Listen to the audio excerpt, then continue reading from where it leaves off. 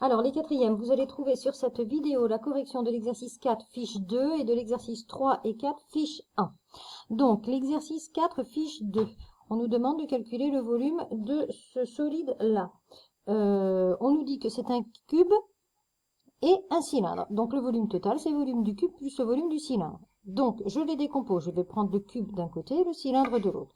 Donc, je vais m'occuper du cube, qui est ici.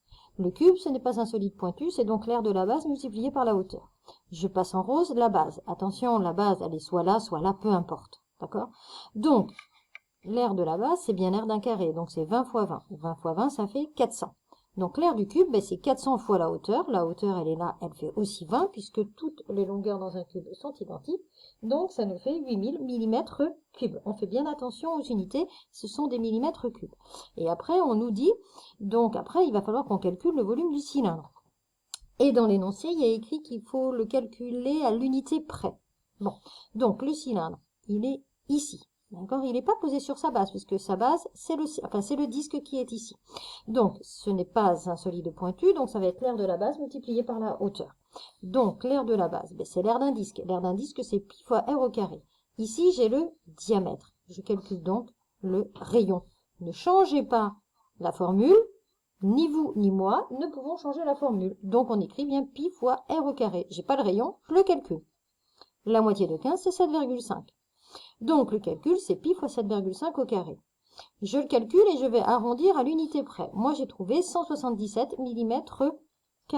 Je vais recommencer. Si je fais 7,5 multiplié par... Je ne prends pas 3,14, hein, je prends vraiment pi de la calculatrice. Attendez, là.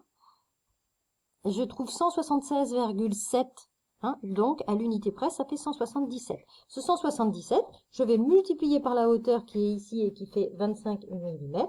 Et donc, j'obtiens 4425 mm3 pour le cylindre. Or, moi, je cherche le volume total. Donc, il va falloir que je fasse le cube plus le cylindre. Donc, 8000 plus 4425.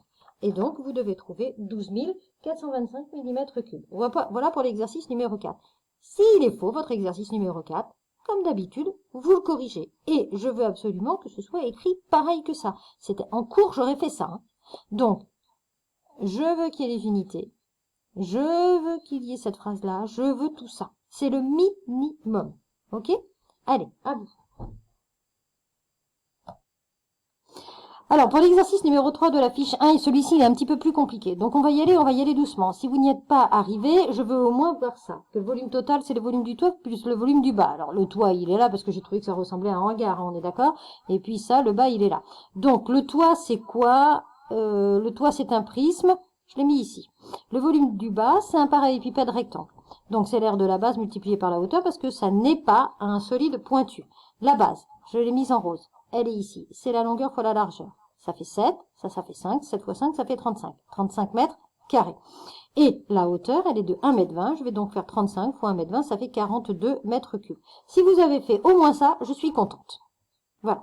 Après, ce qu'on cherche ici, c'est ça. C'est cette hauteur-là.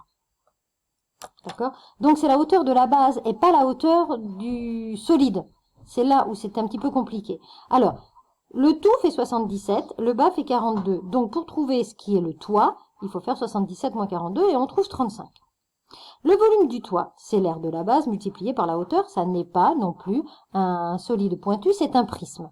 La base, elle est là, c'est le triangle. Donc, le volume du toit, c'est l'aire de la base multiplié par la hauteur. La hauteur, c'est ce côté-là, ça fait 5. Le volume du toit, il fait 35. Donc, en fait, j'ai réécrit cette phrase mathématique-là en remplaçant par les nombres que je connaissais. Donc, 35, c'est l'aire de la base multiplié par la hauteur. OK?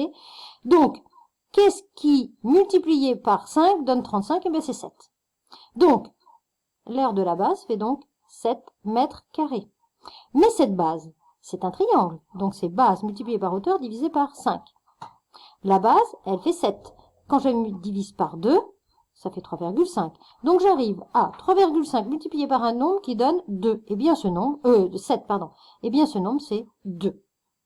Okay. Celui-ci était peut-être un petit peu plus complexe que celui d'avant. Mais voilà le type d'exercice que vous êtes capable de faire. On continue avec le pluviomètre et celui-ci, il est beaucoup plus simple.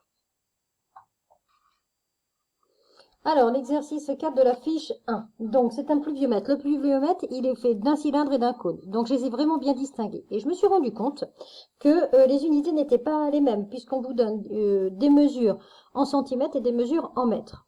Donc, j'ai tout mis en centimètres. Je prends toujours, moi, la plus petite des unités. Donc, du coup, le cylindre, il fait quoi? Il fait 10 cm de hauteur. Sa base, qui est ici, à 10 cm de rayon, puisque on nous dit que le diamètre fait 0,2 mètres. Et le cône, si le cylindre au-dessus fait 10 cm, ça veut dire que lui fait 30 cm de hauteur, avec la même base que le cylindre, puisqu'ils sont l'un sur l'autre et qui se chevauchent. Donc, on y va. À chaque fois, pareil, le volume de cylindre, c'est l'aire de la base multiplié par la hauteur, car ce n'est pas un solide pointu. Pi fois r au carré, ça fait 10 au carré, ça fait 314 cm carré. J'ai arrondi à l'unité près, puisque de toute façon, comme vous voyez ici, j'ai fait une conversion. Un décilitre, c'est 100 cm3. Donc, quand j'aurai mes centimètres cubes, je pourrai faire une conversion avec des décilitres, avec un tableau de conversion.